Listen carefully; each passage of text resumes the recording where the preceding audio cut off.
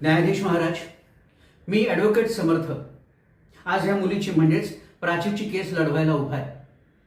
माझ्या प्राचीने आरोप केलेत की समोर उभा असलेला हा माणूस, या माणसाने तिच्यासोबत दुष्कर्म केलेले.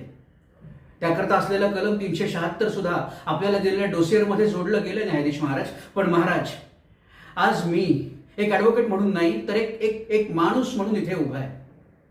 मला मान्य आहे कदाचित हे न्यायालयाच्या व्याख्येत बसणार नाही, परंतु ती न्यायालयाची व्याख्या जर त्या मुलीला आणि तिच्यासारख्या हजारो मुलींना न्याय देऊ शकत नसेल तर मला सुद्धा माझ्या वकिलाच्या व्याख्येतून बाहेर पडायला हवं. न्यायाधीश महाराज, सर, सगळे पुरावे दिले गेलेले आहेत, मात्र ते सगळे पुरावे कुठेतरी शॅटर केले जात आहेत. त्या पुराव्यांसोबत खेळ केला जातोय आणि जे कोणी याकरता साक्ष द्यायला तयार आहेत त्या साक्षीदारांना विकत घेतलं जात आहे, त्यांना धमकावलं जात आहे, त्यांना गायब केलं जात आहे. खुद्द या मुलीच्या आई वडिलांना सुद्धा धमक्या दिल्या गेल्या, त्यांना मॅनिप्युलेट करण्याचा प्रयत्न केला गेला. न्यायाधीश महाराज, मग अशा परिस्थितीत न्याय कसा मिळणार?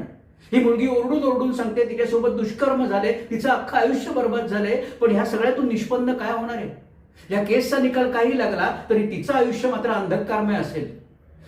आणि I am sorry to say me lord, पण आपली एकूणच सिस्टीम अशी आहे ना, आपला समाज असा आहे की या सगळ्यानंतर ज्याने ते केलंय तो मात्र तोंड वर करून समाजात वावरत राहील. आणि या सगळ्याला काहीच उत्तर नाही मिळालं. एक वकील म्हणून मी प्रामाणिक प्रयत्न कायम करत राहील मिलॉर्ड, मात्र न्यायदेवतेने सुद्धा आपले बंद असलेले डोळे कुठेतरी किलकिले करून बघायला हवं आणि या मुलीकडे निव्वळ कायद्याच्या नाही तर मानवतेच्या दृष्टिकोनातून बघायला हवं. कारण प्रश्न फक्त या मुलीचा नाहीये महाराज, प्रश्न फक्त या मुलीचा नाहीये, अशा हजारो मुलींचा आहे ज्यांना रोज अशा प्रकारच्या अत्याचारांना सामोरं जावं लागतं. अगदी थेट दुष्कर्म नसलं तरी छेडछाड होते, कुठे अंगचटीला येणं, त्रास देणं, विविध प्रकारे प्रलोभनं दाखवून दबाव टाकणं, असे रोज प्रकार होत असतात. त्या स्त्रीने कुणाकडे दाद मागायची मिलॉर्ड?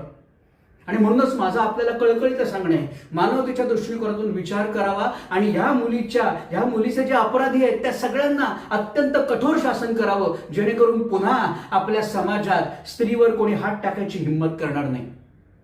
छत्रपतींच्या राज्यात स्त्री ही मराठ्यांची देवता असते, मात्र आज जर आपण छत्रपतींचं नाव घेत असू तर आपल्याला सुद्धा आपल्या राज्यातील स्त्रियांचा, आपल्या आई बहिणींचा आदर, त्यांची सुरक्षितता राखावीच लागेल, नव्हे ते आपलं कर्तव्य आहे.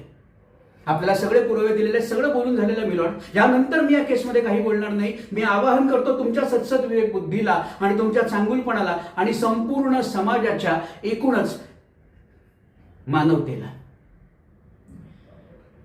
I rest my case milord. Thank you.